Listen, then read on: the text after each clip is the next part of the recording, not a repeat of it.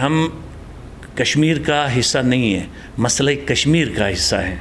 2 महीने जुलाई अगस्त पूरा इस्लामाबाद में असद उमर साहब और इमरान खान साहब के हलके में हम काम किए। अल्लाह ताला ने सब कुछ दिया था। मैं यूरोप की नेशनलिटी छोड़ के आया और अब वो मुफाद परस्त लोगों की एक लॉबी स्ट्रांग होती जा रही है और पुराने नज़रियाती कारकुनों को पीछे धकेला जा रहा है। करते हैं हम इमरान खान के विजन को पसंद करते हैं। इमरान खान एक सच्चा दयानतदार इंसान है। नुमाइंदा उसे कहते हैं, लीडर उसे कहते हैं जो कौमों को 50 साल का प्लान बनाता है। जो इलेक्शन लड़ रहे हैं इन्हें क्या पता लोगों गुरबत गरीब लोगों को क्या परेशानी है। 15 साल से हमें ये जो नाम नहाद असम्बली से मिली है। मेरे दोस्त वहाँ के स्टूडेंट पूछते थे कि गिलगित के लिए वीज़ा लेना पड़ता है। जीबी को ऑटोनोमस सूबा बनाया जाए, सेनेट और नेशनल असेंबली में नुमाइंदगी दी जाए। इमरान खान फरिश्ते लाकर हुकूमत नहीं बना सकते। और इन्होंने पीपल पार्टी और मुस्लिम लीग ने गिलगित बल्तिस्तान के अवाम को मजहबी कार्ड खेला गया।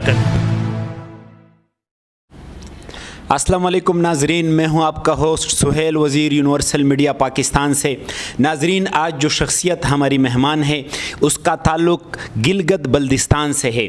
जी जनाब, एजाज़ अहमद ख़ान साहब जो इटली बाबू के नाम से मशहूर हैं अपने इलाके में, आज हमारे मेहमान हैं। कैंडिडेट हैं PTI के GBA 13 डिस्ट्रिक्ट अस्तूर हल्का 1 से हमारे साथ स्टूडियो में मौजूद हैं। अस्सलाम वालेकुम सर।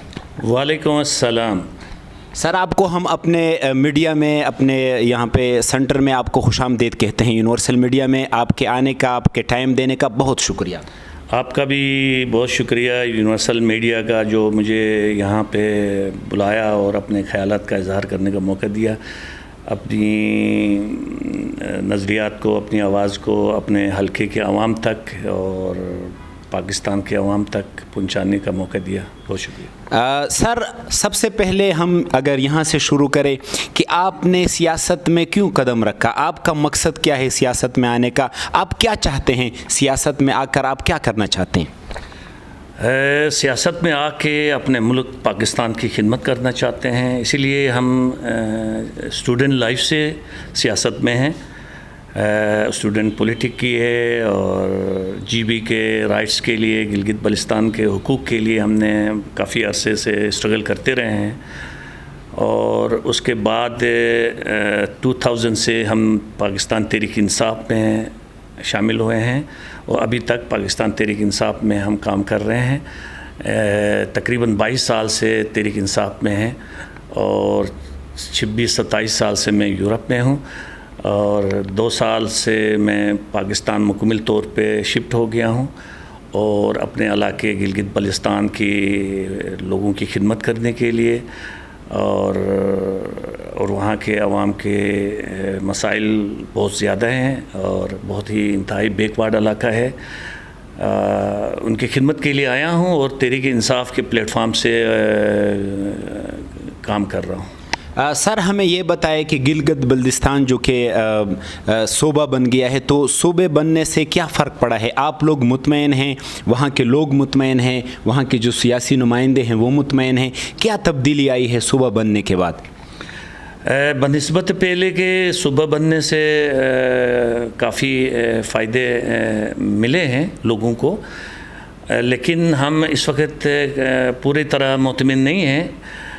जो एक सूबाई इख्तियारात हैं वो मुकम्मल तौर पे हमें नहीं मिले हैं और हम चाहते हैं मुकम्मल तौर पे, जो मेरा ज़ाती राय है, यूरोप में इस तरह के ऑटोनोमा 11 सूबे हैं जो वहाँ पे उनकी लाइफ स्टैंडर्ड और माशी तौर पे बहुत अच्छे और बेहतरीन ज़िंदगी गुजार रहे हैं बनिस्बत उसके दूसरे सूबों के। इसी तरह हम चाहते हैं गिलगित बल्तिस्तान की अवाम कि गिलगित बल्तिस्तान को भी एक कम्प्लीटली मुकम्मल ऑटोनोमस सूबा दिया जाए। मसला कश्मीर, देखें, हम कश्मीर का हिस्सा नहीं है, मसला कश्मीर का हिस्सा है और गिलगित बल्तिस्तान को ये शर्त रखें कि टिल डिसीजन कश्मीर गिलगित बल्तिस्तान को मुकम्मल ऑटोनोमस सूबा बनाया जाए और सेनेट और नेशनल असेंबली पाकिस्तान को नुमाइंदगी दे। ये इसके अलावा हम मुकम्मल तौर पे हम वहाँ के अवाम मायूस हैं। सर हमें ये भी बताएं कि आप जो जिस इलाके से, जिस हलके से आप इलेक्शन लड़ने जा रहे हैं, वहाँ से और भी काफ़ी मजबूत कैंडिडेट हैं। अब्दुल हमीद खान साहब जो पीपीपी के साबिक मिनिस्टर भी रह चुके हैं, सियासत में काफ़ी अरसे तक वो इलेक्शन भी जीत चुके हैं। राना फरमान अली साहब PMLN के, ये भी 2 बार इलेक्शन लड़ चुके हैं और वज़ीर बल्दियात भी रह चुके हैं। खालिद खुर्शीद साहब जो दो बार इलेक्शन लड़ चुके हैं, लेकिन बदकिस्मती से वो कोई जो है ना कामयाबी हासिल नहीं कर सके। तो इन सारे कैंडिडेट्स के होते हुए आप अपने आप को कहां देखते हैं कि क्या मुकाबला करेंगे, किस तरह आप उनको जो है ना, आपकी प्लानिंग क्या होगी इन कैंडिडेट्स? और भी बहुत सारे कैंडिडेट्स आएंगे, तो आपकी प्लानिंग क्या है इनके मुकाबले में? इससे पहले ये जो कैंडिडेट्स जिनका आपने नाम लिया है, इन्होंने माजी में जो कुछ किया है, मुझसे ज़्यादा वहाँ की आवाम बहुत अच्छी तरह जानती हैं कि वहाँ की हालत ये है कि ना रोड है, ना बिजली है, ना हॉस्पिटल है, ना स्कूल्स हैं। करोड़ों रुपए के टेंडर्स कराते हैं रोड के नाम से और वो पैसे तकसीम करके खा जाते हैं। और वो रोड जो कच्चा रोड जो आज से 30-40 साल बेहतर था, उससे बदतर करके उसमें और खंडराट बना के, उसमें पत्थर डाल के, लोगों की ज़िंदगी अजाब बना के और मुश्किल में और ज़्यादा डाल के छोड़ दिए इन लोगों ने। और अभी जो अस्तूर के अंदर रोड इंतहाई बुरी हालात में है। और हॉस्पिटल की, डिस्ट्रिक्ट हॉस्पिटल में 2 या 3 डॉक्टर्स हैं। आगे जो दोनों हलकों में 2 हमारे हलके हैं अस्तूर के, बाकी जो हॉस्पिटल्स, छोटे हॉस्पिटल और डिस्पेंसरीज में नर्सिंग और डिस्पेंसर टाइप के लोग होते हैं, मेडिसिन तक नहीं है।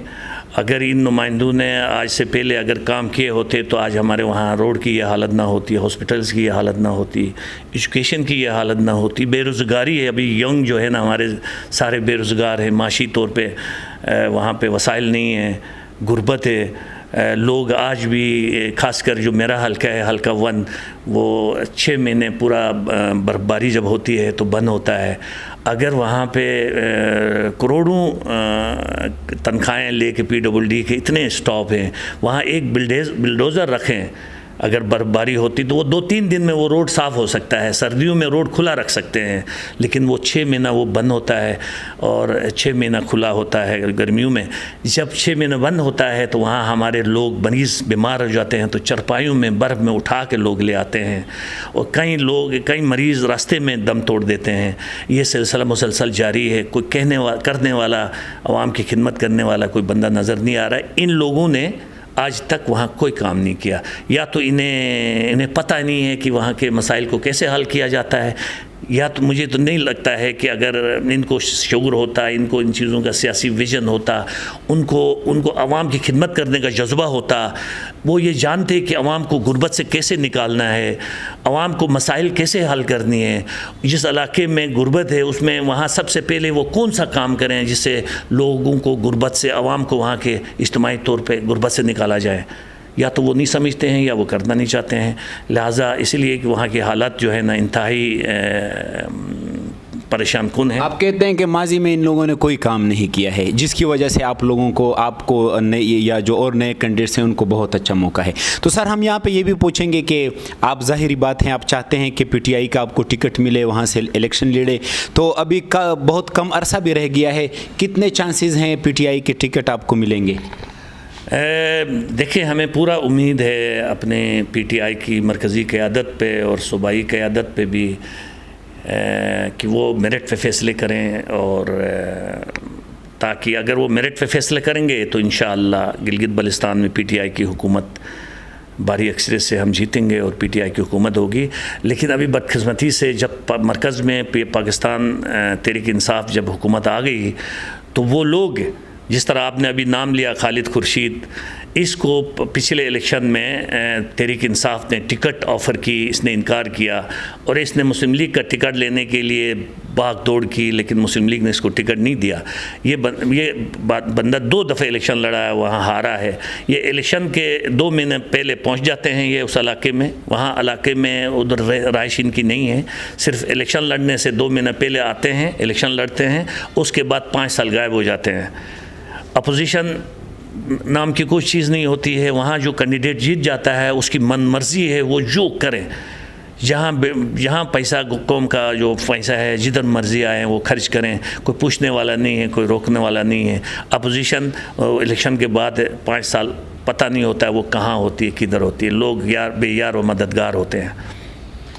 तो सर एक ये भी चांस तो है, अगर आपको टिकट नहीं मिलता तो उस वक्त आपका रद्द-ए-अमल क्या होगा? अगर टिकट नहीं मिलता तो जिसको टिकट मिलता है आपके मद्दे मुकाबिल जो भी हैं, तो क्या इनका आप सपोर्ट करेंगे या हालात देखकर फैसला करेंगे? ये इम्पोर्टेंट नहीं है। मैं आज उठ के सियासत में नहीं आया हूँ।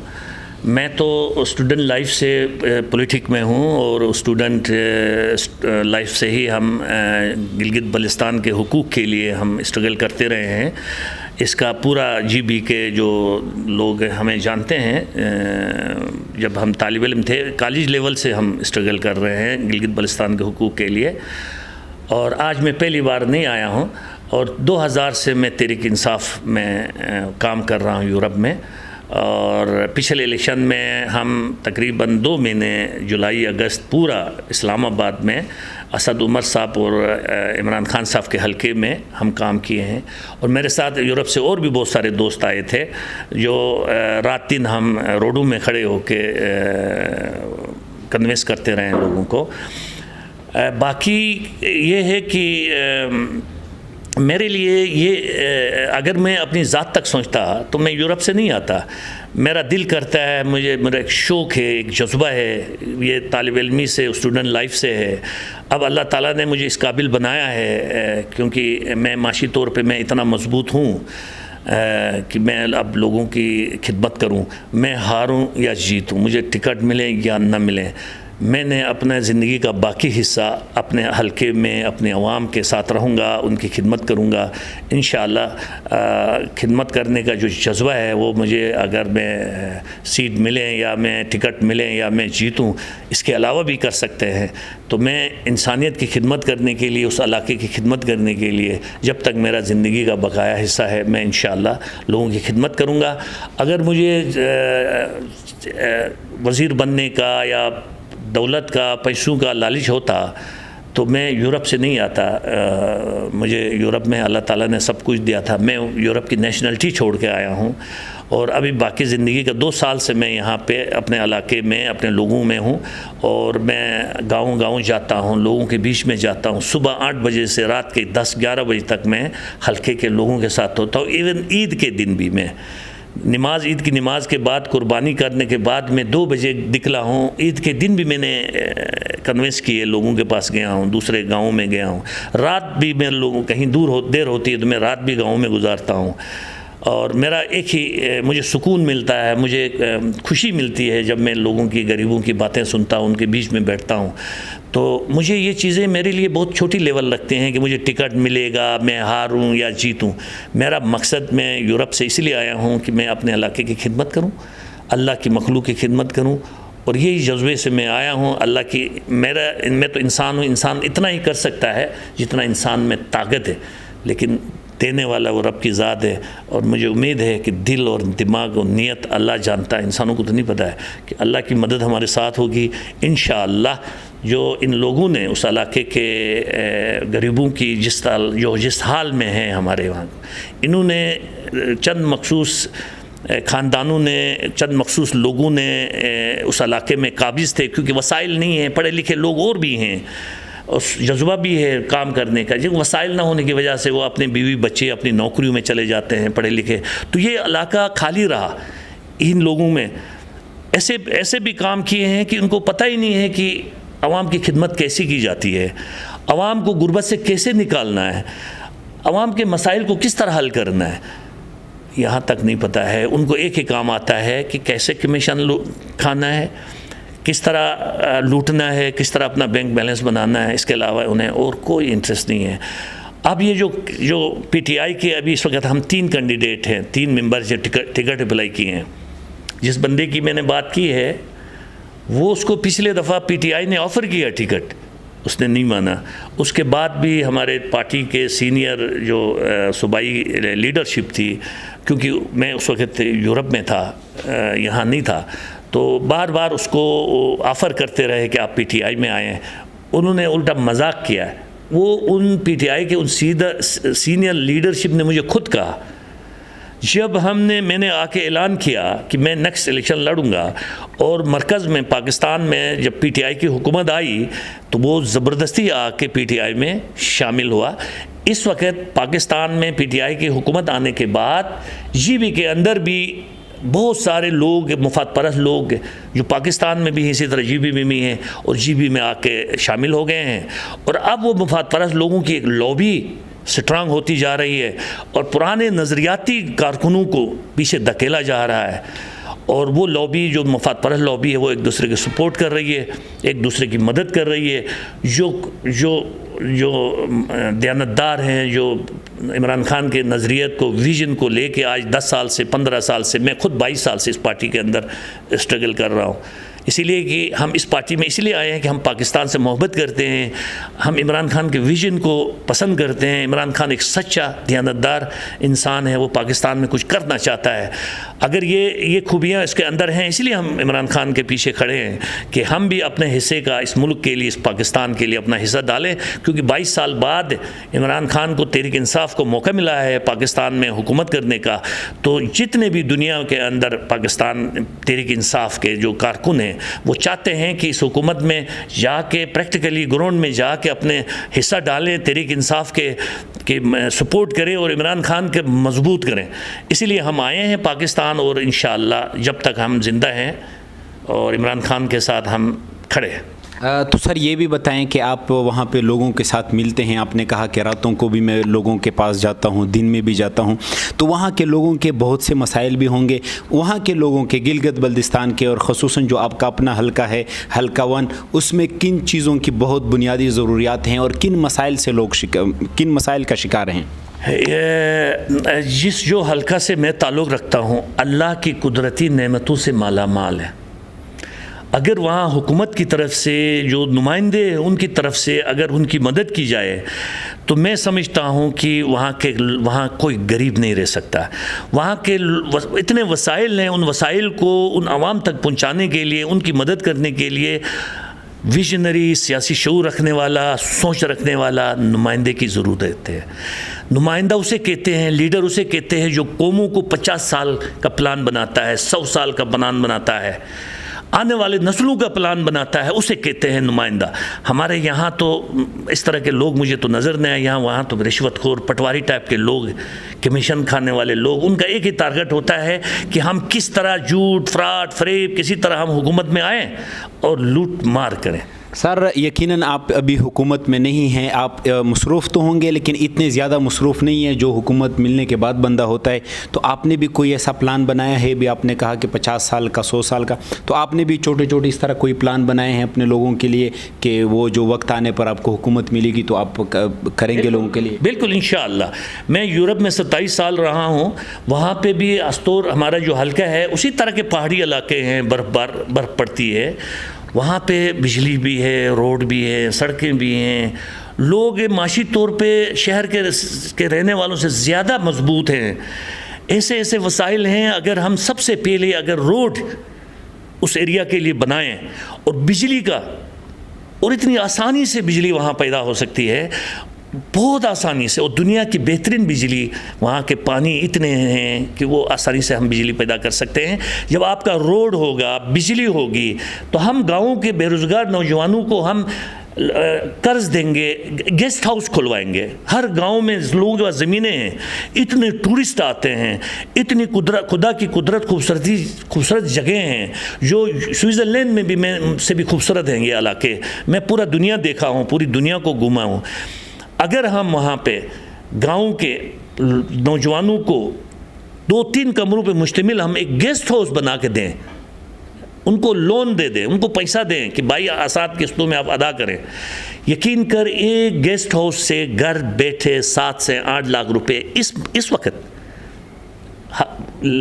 कमा सकते हैं। सर आपने कहा कि एक मिसाल दे रहा हूँ, ये एक छोटी सी मिसाल है, इस तरह बहुत सारे हैं, होटल्स हैं, रेस्टोरेंट्स हैं, गेस्ट हाउस हैं, और फिर एनिमल्स, लोग जानवरों के बड़े बड़े फार्म्स खोल सकते हैं। लेकिन उन ज़मींदारों की, उन लोगों की वहाँ की ज़मीनें हैं, बड़े बड़े चारागाहें हैं, बहुत खूबसूरत इलाके हैं, लेकिन उन लोगों की, उन ज़मींदारों की मदद कौन करेगा?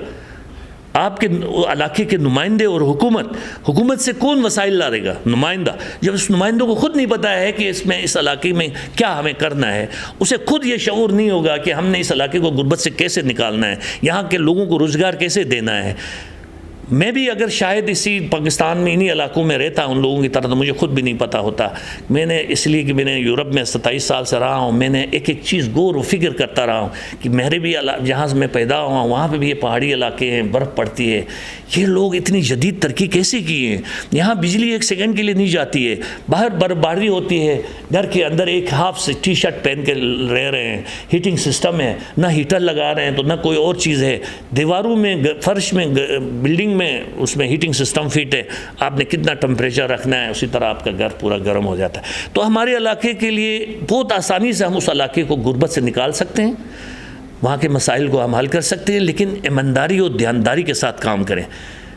लोगों की, ये जो लोग वहाँ पे जो इलेक्शन लड़ रहे हैं, इन्हें क्या पता लोगों गुर्बत गरीब लोगों को क्या परेशानी है, लोगों गरीब लोगों से क्या मसाइल में से निकालने का क्या जज्बा रखते हैं।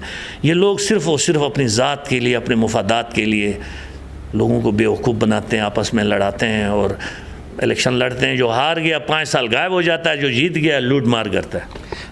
मतलब है आपने मुकम्मल तौर पर प्लानिंग की हुई है। तो सर ये भी बताएं कि वहाँ पे बहुत काफ़ी वाफर मकदार में पानी मौजूद है गिलगित बल्तिस्तान में, तो आज तक वहाँ पर कोई डैम नहीं बन सका, इसकी वजह क्या है? इसकी ज़िम्मेदारान आप किन लोगों को ठहराते हैं कि जिन्होंने डैम नहीं बनाया? डैम बनता तो बिजली होती, तो आप इसके बारे में क्या कहना चाहते हैं? बदकिस्मती से पाकिस्तान बनने के बाद इस इलाके को बहुत नज़रअंदाज किया गया। वहाँ लीडरशिप नहीं थी, वहाँ पे हमें हुकूक नहीं थे, आवाज़ हमारी असम्बली तक, मुल्क के ऐवानों तक पहुँचाने के लिए हमारे पास कोई ज़राया नहीं था। ये कुछ साल 10-15 साल से हमें ये जो नाम नहाद असम्बली से मिली है, उसके बाद भी जो अब हम तजुर्बात से गुज़र रहे हैं वहाँ पे असम्बली के, तो मसाइल इंतहाई ज़्यादा मसाइल हैं, क्योंकि हमें हुकूमत पाकिस्तान ने आज तक नज़रअंदाज किया। और हमारे वो बदकिस्मती से जो पाकिस्तान में जो भी हुकूमत आई है वो हमेशा अपने इक़्तिदार के पीछे लगी है और लूट मार के पीछे लगी है। हुकूमत पाकिस्तान में जो डेमोक्रेटिक जो हुकूमतें आई हैं, मुस्लिम लीग या पीपल पार्टी कोई भी आई है, उन्होंने ये नहीं देखा है कि पाकिस्तान में अवाम किस मसाइल का शिकार है, गिलगित बल्तिस्तान की क्या हैसियत है। मैं स्टूडेंट लाइफ में पाकिस्तान के बड़े बड़े सियासी लीडरों से मिला, जब मैं गिलगित बल्तिस्तान के मसाइल के बारे में कहता, हमारे आइनी हम पाकिस्तान में क्या हैसियत हमारी है, उनको खुद नहीं पता था।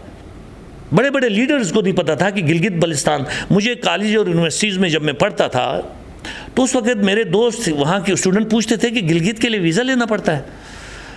तो मतलब हमें इतना नज़रअंदाज किया गया, हमारे हुकूक की आवाज़ किसी ने नहीं पहुँचाई, क्योंकि ये इलाका बहुत ही पसमंदा और गरीब इलाका रहने की वजह से आज तक हमें नज़रअंदाज किया गया है। और हम हमारी आवाम जीबी के लोग पाकिस्तान से दिल व जान से मोहब्बत करते हैं। ये पाकिस्तान में इतना गिलगित बल्तिस्तान का भी हक़ है जितना पंजाब का है, सिंध का है, बलूचिस्तान का है, KPK का है, बल्कि हम इनसे ज़्यादा कुर्बानियाँ इस मुल्क पाकिस्तान के लिए दिए हैं और देते रहेंगे। इंशाअल्लाह हम पाकिस्तान के लिए, हमारी जीबी के अवाम ने हमेशा से कुर्बानियाँ देती रहे हैं और आइंदा भी देते रहेंगे।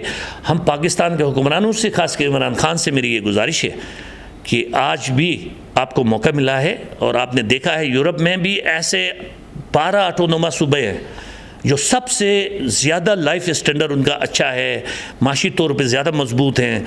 और उसी तरह हमें भी टेल डिसीजन कश्मीर, हमें भी मुकम्मल तौर पर जीबी को ऑटोनोमस सूबा बनाया जाए, सेनेट और नेशनल असेंबली में नुमाइंदगी दी जाए। सर ये भी बताएं कि फेडरल में PTI की हुकूमत है, 2 साल पूरे हो गए हैं, तो इनकी कारकर्दगी को देखकर आपको लगता है कि गिलगित बल्तिस्तान के जो आवाम हैं वो PTI को मुंतखब करेंगे? देखिए, अगर हम तो पाकिस्तान की में PTI की हुकूमत की कारकर्दगी पे बिल्कुल मुतमिन है, और जिस तरह से पाकिस्तान की बुनियाद फाउंडेशन जो खोखली थी अभी आस्ता आस्ता हमने फाउंडेशन से शुरू किया इस पाकिस्तान की तामीर करने, क्योंकि इससे पहले कि इन हुक्मरानों ने पाकिस्तान की बुनियादों को भी निकाल के खा गए थे। तो अब हम बुनियाद से, फाउंडेशन से हम शुरू कर रहे हैं। इसमें टाइम लगेगा, क्योंकि पाकिस्तान में रिश्वत, लूट मार और बुराई गुनाह ही नहीं समझते हैं। जो हमारे ब्यूरोक्रेसी है, हमारे सियासी जो लीडर्स हैं, हुक्मरान हैं, जो इससे पहले रहे हैं, सारे इदारे आप देखें सिवाय आर्मी के, सारे इदारे तबाह व बर्बाद इस पाकिस्तान के कर चुके थे सियासी पार्टियों ने। तो अब इसको वापस अपने उस जगह को लाने के लिए टाइम तो लगेगा ना। ये नहीं कि 24 जो है ना 1 साल के अंदर अंदर सारा 70 साल जो सिस्टम तबाह बर्बाद हुआ है उसको सीधा करने के लिए तो टाइम तो लगेगा। तो हमें पूरा यकीन है इंशाअल्लाह इमरान खान पे कि एक ईमानदार और मुहिब वतन इंसान है। इसने इस पाकिस्तान के लिए अपनी ज़िंदगी के जो है ना खूबसूरत ज़िंदगी का 22-23 साल इस मुल्क के लिए लगाया है। इसको किस चीज़ की कमी थी? अल्लाह ने इसको सब कुछ दिया था। आज देखिए नवाज़ शरीफ वज़ीर-ए-आज़म रहा है, आज लंदन में गलियों में फिर रहा है, उसको कोई नहीं जानता है। इमरान खान वज़ीर-ए-आज़म बनने से पहले ये इतना पूरी दुनिया इसे जानती थी, इसको इज़्ज़त और रिस्पेक्ट देती थी। और उस बंदे ने अपने मुल्क के लिए, इस पाकिस्तान के लिए, पाकिस्तान की आवाम के लिए रात दिन अपनी ज़िंदगी, लोगों की गालियाँ तक भी सुना। 22 साल स्ट्रगल करने के बाद जाकर आज हुकूमत मिली है। तो हुकूमत मिलते ही इन्हीं पाकिस्तानियों को लेके आगे जाना है ना। फरिश्ते तो आसमान से ला के, हमने इमरान खान फरिश्ते ला के तो हुकूमत नहीं बना सकते हैं ना। इन्हीं पाकिस्तानियों को लेके जाना है और इसको आगे बेहतरी की तरफ आने के लिए टाइम लगेगा। सर, आखिर में आप अपने हलके की आवाम को क्या पैगाम देना चाहेंगे यूनिवर्सल मीडिया की तवस्सुत से? मैं पूरे गिलगित बल्तिस्तान की आवाम को मैं ये गुजारिश करता हूँ कि आप अपने हलके के तहरीक इंसाफ के पहली बार, इससे पहले मुस्लिम लीग और पीपल पार्टियों ने वारियाँ लेते रहे हैं और इन्होंने पीपल पार्टी और मुस्लिम लीग ने गिलगित बल्तिस्तान के अवाम को मजहबी कार्ड खेला गया, कभी किसी और कौमियत का कार्ड खेला गया, आपस में लड़ाते रहे और इन्होंने कुछ भी नहीं किया गिलगित बल्तिस्तान के लिए। पीपल पार्टी के दौर में भी गिलगित बल्तिस्तान को लूट मार हुई है, मुस्लिम लीग के इस दौर में भी लूट मार हुई है। हम इंशाअल्लाह इसका एहतसाब पाकिस्तान तहरीक इंसाफ करेगी।